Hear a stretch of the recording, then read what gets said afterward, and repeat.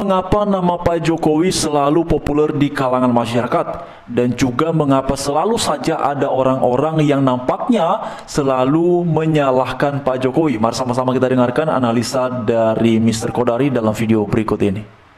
Lagi bicara apa sih ini? Bicara soal rumah ibadah atau bicara bicara tentang bangsa, Bang, gitu.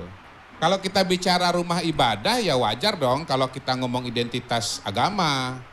Kodari Islam ya di masjid, ya kan? Si siapa? Si Rocky Gerung mungkin Kristen, mungkin ya Bang, saya nggak tahu pasti ya Bang ya. Ibadah ke gereja kan begitu. Muslim. Nah Pak Jokowi ini kan Bang lagi ngomong di Bawaslu. Bawaslu itu adalah institusi kenegaraan. Nah saya nyambung dengan Bang Fahri dan Bang Arya lah. Ah ini brother, Anda kan nanya saya. Belum selesai, belum, baru di depan. Sebentar Bang, sebentar. Harus dijawab. Ya, gimana mau jawab? Selesai juga belum. Ya, ojo ke susu Bang. Iya. Jadi kalau kita bicara pilpres, maka kita bicara tentang, saya berusaha berbicara dengan gayanya Bang Rocky karena saya senang dengan gaya Bang Rocky. Nggak tahu seberapa mirip ini. Bicara tentang negara bangsa. Udah mirip belum? Tentang Indonesia gitu. Bukan tentang Islam atau Kristen begitu. Nah, ketika kita bicara tentang Indonesia, maka yang namanya identitas agama atau suku ya, rumah ibadah atau pakaian adat itu bukan jadi kerangka. Abang justru salah di situ. Ketika bicara negara, Abang bicara mengenai identitas-identitas yang sifatnya itu pribadi, ya. Sementara ketika kita bicara mengenai negara, kita bicara mengenai bangsa, Bang. Ya. Jadi menurut saya Pak Jokowi itu bicara pada forum yang benar dan dengan kerangka atau forum dengan koridor yang juga harus dibaca dalam koridor negara bangsa atau kebangsaan, kenegaraan. Itu yang pertama. Yang kedua, kalau saya mendefinisikan politik identitas itu adalah politik atau tindakan untuk melabel kandidat ya dengan ya label-label agama begitu ya atau suku untuk mendapatkan dukungan dan memenangkan pemilu.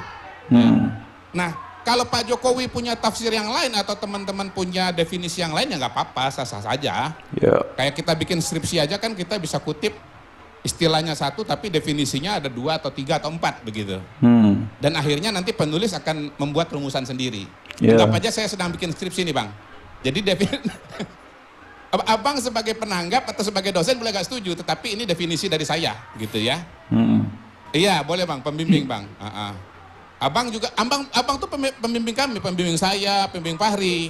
Walaupun maaf Bang, mohon maaf nih, murid Abang nih partainya lolos, Abang nggak lolos partainya sebagai pembimbing.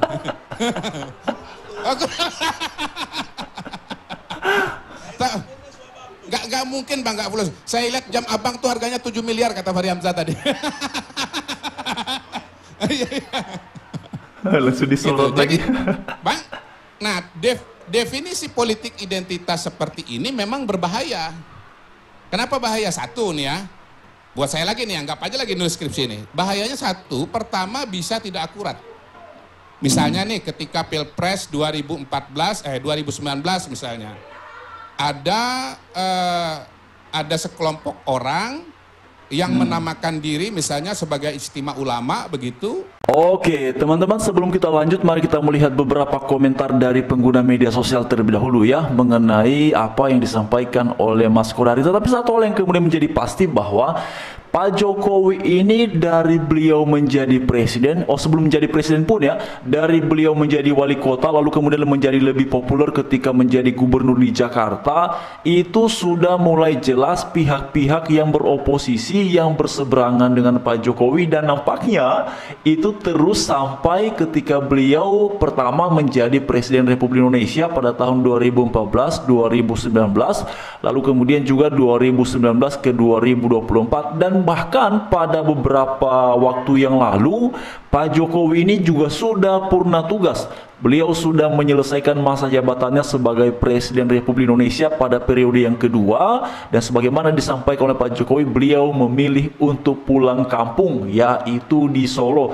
Tetapi menariknya, nama Pak Jokowi ini di kalangan masyarakat tetap saja populer. Bahkan teman-teman sekalian, pada beberapa hari belakangan ada ramai mengenai Pak Jokowi ternyata kadangkala membuka pintu rumahnya untuk bisa dikunjungi oleh warga, dan itu banyak sekali kemudian masyarakat sekitar ataupun juga turis lokal yang berdatangan untuk minta foto bersama dengan Pak Jokowi. Nah, ini menarik ya.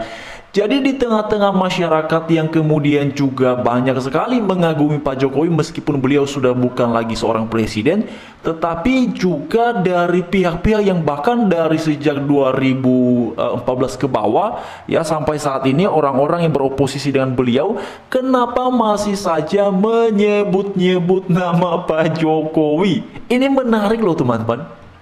Mengapa nama Pak Jokowi bisa sepopuler itu?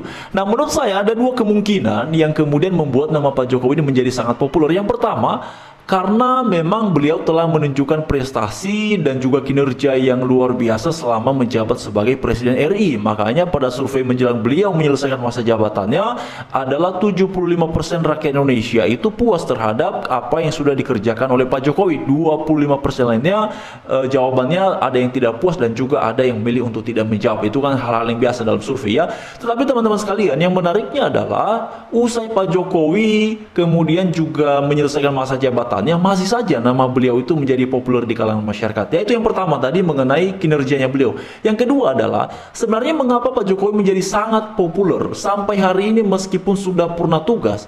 Itu juga tidak lepas dari serangan-serangan pihak-pihak yang selama ini beroposisi dengan Pak Jokowi. Bahkan bukan hanya pihak-pihak selama ini beroposisi dengan Pak Jokowi seperti Rocky Gerung misalnya, tetapi juga dari kawan-kawan lama Pak Jokowi selama 2 periode, bahkan semasa gubernur, yang mendukungnya lalu tiba-tiba oleh karena Pak Jokowi punya keputusan politik yang berbeda, oleh karena Pak Jokowi punya langkah politik yang tidak diinginkan oleh mereka-mereka yang selama ini berteman dengannya, akhirnya ini juga Pak Jokowi diserang dengan berbagai macam alasan, seperti misalnya ada Adian Napitupulu, ada Deddy Sitorus dengan berbagai macam alasan mereka menganggap Pak Jokowi cawe-cawe dan segala macamnya. Juga ada Hasto yang beberapa waktu belakangan katanya Hasto itu punya dokumen, punya video penting perihal elit-elit di bangsa ini yang sejauh ini katanya tidak tersentuh hukum dan segala macamnya. Meskipun ya sampai saat ini juga banyak banget sebenarnya yang penasaran, kira-kira benar nggak yang diucapkan oleh Hasto itu? Benarkah ada bukti-bukti dalam bentuk dokumen ataupun video mengenai keluarga Jokowi ataupun mengenai elit-elit yang selama ini dekat dengan Pak Jokowi? Apakah benar seperti itu? Kita tidak memang bisa memastikan. Tetapi saya, teman-teman sekalian, melihatnya begini. Kalau Hasto sungguh memiliki dokumen dan video-video penting seperti itu, sebenarnya momentum yang paling baiknya itu adalah ketika Pilpres kemarin dan juga masa Pilkada. Karena itu, bila dibuka kepada publik, ini kan akan bisa ya mendorong simpati dari masyarakat Indonesia menganggap bahwa Hasto dan PDI Perjuangan adalah figur yang berpihak pada rakyat untuk ditegakkannya keadilan, untuk ditegakkannya kebenaran, dan setiap orang yang melanggar haruslah disentuh oleh hukum. Tetapi kan justru tidak. Hasto kan baru cuap-cuap omong-omong mengenai dokumen itu. Juga Koni Rakundini Bakri katanya ada dokumen penting, ada video penting yang katanya sekarang sudah diamankan di Rusia. Apakah benar atau tidak, atau hanya drama? Karena begini teman-teman ya, kalau orang ngomong itu tanpa bukti kan kita juga nggak bisa langsung percaya ya. Apalagi dengan levelnya pengamat ya. Harusnya dengan level pengamat sih kalau bicara ya harusnya mesti disertai dengan bukti-bukti yang konkret, dan kemudian tidak bisa, oh ini katanya si paling info A1 ya, si paling info ring 1, macam-macam lah. Kalau kemudian hanya karena bisa mengklaim lalu dianggap bahwa itu sebuah kebenaran, ya nggak juga. Karena kalau seperti itu masyarakat awam kita ini pun juga bisa memberikan klaim-klaim yang seperti itu. Tetapi begini teman-teman semua, apa yang tadi disampaikan oleh Mr. Kodari perihal Pak Jokowi ini sebenarnya saya pikir ini merupakan pembelaan ya, ataupun Mr. Kodari ini mencoba meluruskan kesalahpahaman dari orang-orang yang selama ini kontra dengan Jokowi perihal penyampaian Jokowi ya. Jadi memang teman-teman sekalian, apa yang kemudian dikatakan oleh Mas Kodari, saya melihatnya apa namanya ya, jauh lebih bisa diterima oleh akal sehat. Dan memang Mr. Kodari ini pada beberapa waktu belakangan juga semakin hebat beliau ya dalam analisa-analisanya. Beliau menyampaikan hal-hal yang sebelumnya tidak terpikirkan tetapi kemudian juga beliau paparkan dan itu menjadi tampak jelas dan menjadi masuk akal. Nah, tidak mengherankan kemudian juga kan sekarang ini Mr. Kodari itu kalau nggak salah ada ya di dalam lingkaran pemerintahannya Pak Prabowo ya. Saya nggak tahu itu posisinya apa tapi itu kayaknya cukup strategis ya teman-teman semua. Lalu kemudian mengenai hal politik identitas teman-teman. Nah, memang kalau tentang politik identitas ini memang mesti diwaspadai juga ya, karena kita tidak bisa pungkiri bahwa hal itu pernah ya memecah belah masyarakat kita ini secara menyeluruh ya, ataupun mayoritas ya. Masyarakat kita ini dalam konteks mayoritas itu kan pernah terbagi ya menjadi dua kelompok itu waktu itu kan pada pilkada ya 2014 itu ya.